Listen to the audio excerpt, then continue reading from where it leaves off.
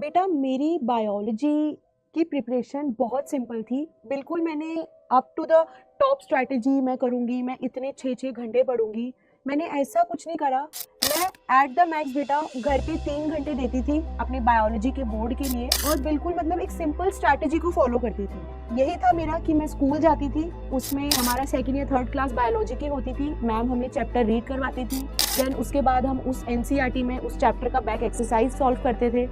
Then हम important definitions को पहले पेंसिल से अंडरलाइन करते थे और उसके बाद उनके नोट्स बनाते थे अपनी कॉपी में जो हमें स्कूल से मिलती थी।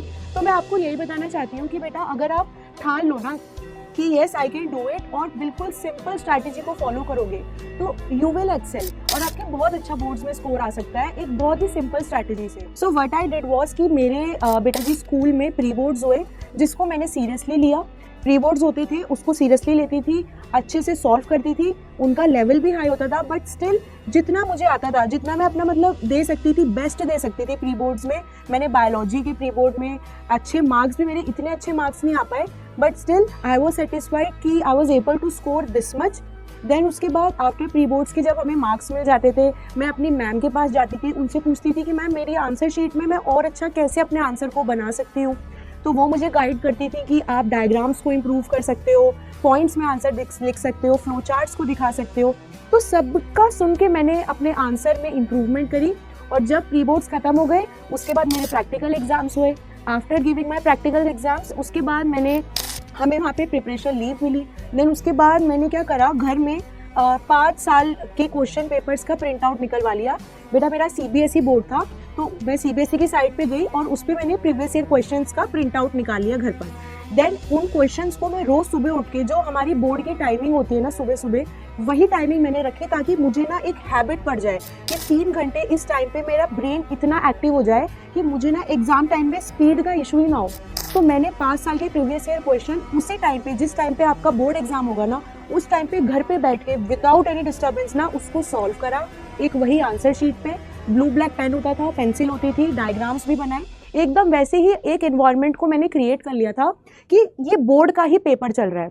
जब मैंने वो 5 साल के पेपर 3-3 घंटे बैठ के हर एक दिन सॉल्व करें, उसके बाद उसके इवैल्यूएशन के लिए मैं अपनी स्कूल में जाती थी एंड मैम के पास जाके, जब भी मैम फ्री होती थी, मैम मेरी आंसर शीट्स को देखती थी, मुझे उसमें बताती थी कि इसमें और अच्छा क्या ऐड कर सकते हैं।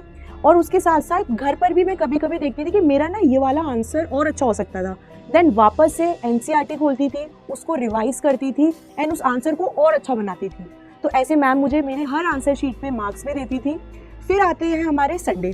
अब संडे में मैं क्या करती थी बेटा, उसमें मैं क्या करती थी कि बायोलॉजी की जो बुक होती थी ना उसका रिवीजन करती थी, क्योंकि बहुत बार तो हमने स्कूल में पढ़ लिया होता है चैप्टर, उसमें हमने इंपॉर्टेंट हाईलाइट भी कर लिया होता है। तो जो हाईलाइटेड लाइन्स होती है ना, मैं उसको बार बार पढ़ती थी और उसके साथ साथ अपने साइड में एक रजिस्टर रखती थी जिसमें मैं ना उस चैप्टर का डायग्राम बनाती थी जो जो इम्पोर्टेंट है।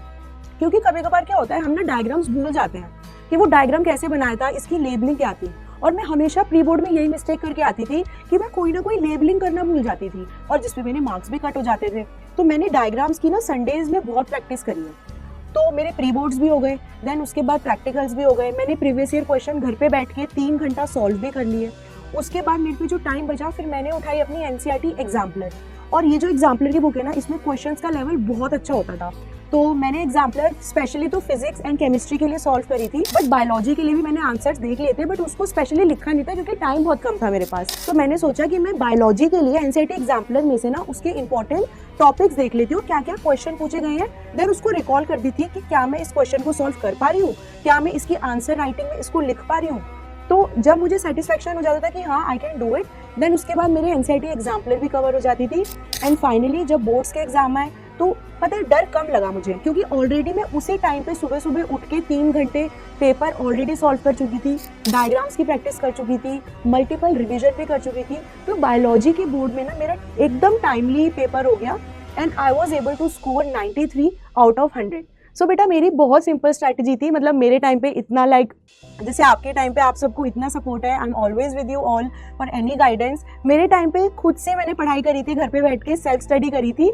सो इसमें ही मेरे इतना अच्छा स्कोर आ गया। तो बेटा आप बहुत अच्छा स्कोर कर सकते हो and please do subscribe to our channel. Science Adda 24/7, उसमें मैंने पूरी प्लेलिस्ट भी बनाई हुई है जिसमें मैंने डिफरेंट चैप्टर्स की रिवीजन भी कराई है, तो आप उसका भी गाइडेंस ले सकते हो और साथ साथ में आप अपनी आंसर राइटिंग को भी इम्प्रूव कर सकते हो। हर एक चैप्टर के बाद आप उसके प्रीवियस ईयर लगा सकते हो, तो easily you can score very nice in your boards exam. I wish you all the very best and take care.